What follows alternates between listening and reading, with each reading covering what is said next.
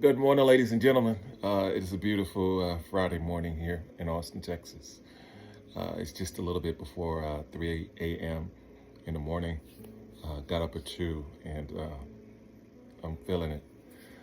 Making my way to the airport in a little bit and got a 5:30 flight in the morning. So knocking these out as soon as I can. As always, I am filled with gratitude. Thoughts on my mind.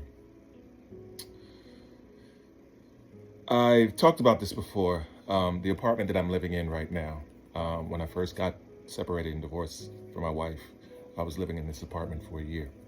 I hated it, hated the whole experience. I was so mad about doing it. So a couple of years later, after having moved out and having to separate, I ended up moving back into these same apartments, and I tried everything I could do not to, but somehow this was just a place that worked out. But coming in it this second time, I learned so much more about myself, and I realized that there was experience that I was supposed to have that I didn't have the first time that I was here. A lot of it is just the interactions that I have with my neighbors.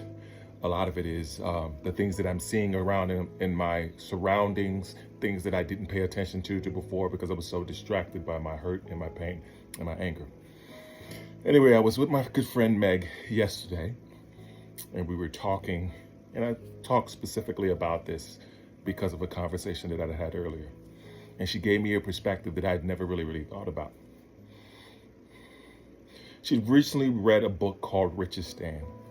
And in one of the chapters, it talks about people of all economic spaces, from someone making $20,000 a year to a person making billions a year.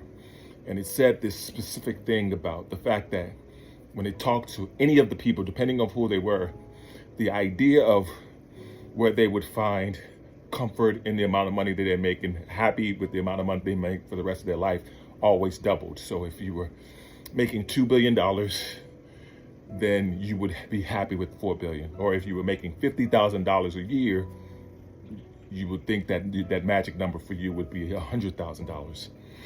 But the truth of the matter is, even if you get to that number, you never really truly find happiness. The idea of happiness comes in the mindset of whatever you have, being able, comfortable, and things of the sort. And so she related to the story that I told, saying the fact that I had gotten to the space of that happiness, not because I doubled or anything, but I took the same situation, the same place that I was living in that brought me pain. I found a way to make that place find me the purpose. And it's so important in our lives that money, material possessions, things of the sort will never find you. It's the mindset of understanding that you could say, this thing that I'm going through or this thing that I have is just not enough. Or you can look at that same thing and say, man, it's the greatest thing in the world. It's just enough. I can make and do anything with it. And it was just a really cool perspective that I wanted to share today. Anyway, that's my thoughts for today. As always, be blessed today and every day. Have an amazing day. Peace.